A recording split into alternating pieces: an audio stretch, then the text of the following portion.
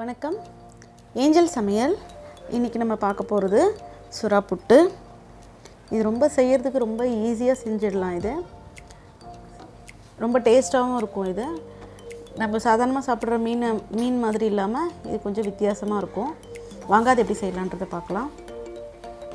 நான் இந்த மாதிரி பெரிய பெரிய துண்டாக கட் பண்ணி வச்சுருக்கிறேன். இப்போ நம்ம இதை ஸ்டீம் பண்ணி எடுக்க போகிறோம்.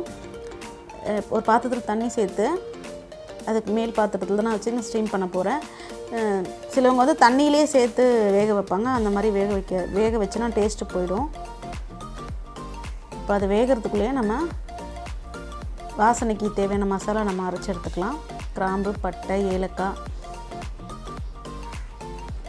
கொஞ்சமாக சோம்பு எல்லாமே கொஞ்சம் ஃப்ரை பண்ணிவிட்டு நம்ம பவுட்ரு பண்ணி எடுத்துக்கலாம்.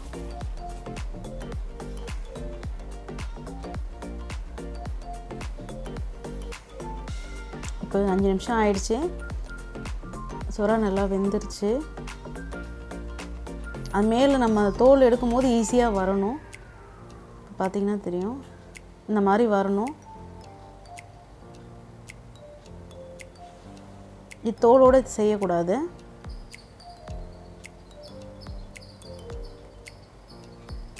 இந்த மாதிரி எல்லாத்தையுமே உரித்து எடுத்தாச்சு. இது உள்ளே வந்து முள் இருக்கக்கூடாது. அதாவது நடுவில் இருக்க முள்ளை நம்ம இதில் வந்து எடுத்துடணும் தனியாக.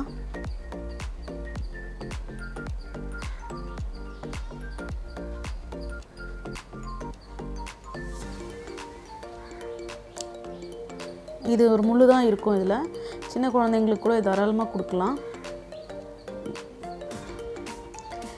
இப்போ இந்த மாதிரி நல்லா உதிர்த்து எடுத்துக்கணும் எல்லாத்தையும். இதுக்கு நான் வந்து 2 வெங்காயம் 2 எடுத்துருக்கிறேன். தக்காளி வந்து சின்ன சைஸில் 2 எடுத்துருக்கிறேன். 4 பச்சை மிளகா. நம்ம காரத்துக்கு வேறு எதுவும் நம்ம சேர்க்க போகிறதில்ல, அதனால் பச்சை மிளகா தான். இப்போ ஒரு பாத்திரத்தில் எண்ணெய் சேர்த்துக்கலாம். எண்ணெய் கொஞ்சம் நிறைய இருக்கணும். அதே நேரத்தில் வெங்காயமும் நிறைய இருக்கணும். இப்போ 1 ஸ்பூன் போல் சோம்பு சேர்த்துட்டு நம்ம கட் பண்ணி வச்சுருக்க வெங்காயம் நல்லா பொடிசாக கட் பண்ணி எடுத்துக்கோங்க. பச்சை மிளகாவும் இது கூடவே சேர்த்துக்கலாம். நம்ம வேறு காரம் எதுவும் சேர்க்க போகிறது கிடையாது.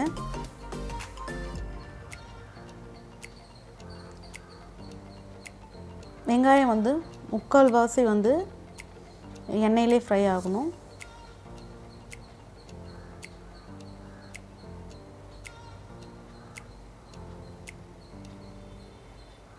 இஞ்சி பூண்டு பேஸ்ட்டு ஒரு ஸ்பூன் அளவுக்கு, ரொம்ப சேர்க்க வேணாம். இதுக்கு கொஞ்சமாக இருந்தால் போதும். அதனால் 1 ஸ்பூன் அளவுக்கு நான் சேர்த்துருக்கேன்.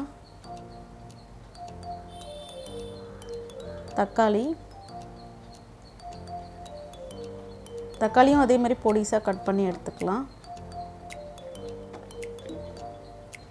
தக்காளி கொஞ்சம் வதங்க ஆரம்பித்ததும் மஞ்சள் தூள், நம்ம பவுட்ரு பண்ணி வச்சுருக்கிற அந்த வாசனை பொருளும் அதையும் சேர்த்துக்கலாம்.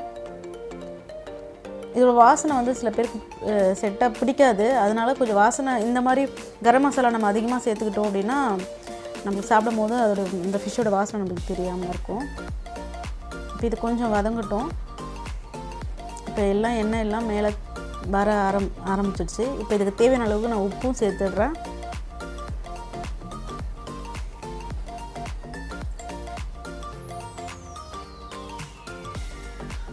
அதாவது தக்காளி வெங்காயம் எல்லாமே வந்து அப்படியே கலந்துருக்கும். பார்த்தா தெரியாது தக்காளி எது அப்படின்னு. அந்த மாதிரி பதம் வந்ததுக்கப்புறமா நம்ம உதுத்து வச்சுருக்கிற சுரையும் அதையும் சேர்த்துடலாம்.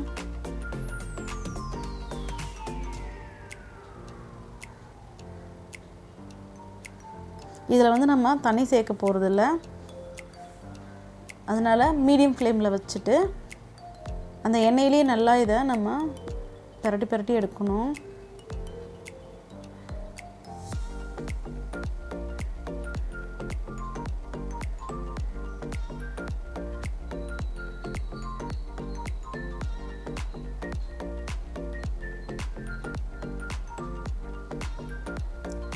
இப்போ பார்த்தீங்கன்னா தெரியும், எண்ணெய் சுத்தமாக அந்த பாத்திரத்தில் இல்லை.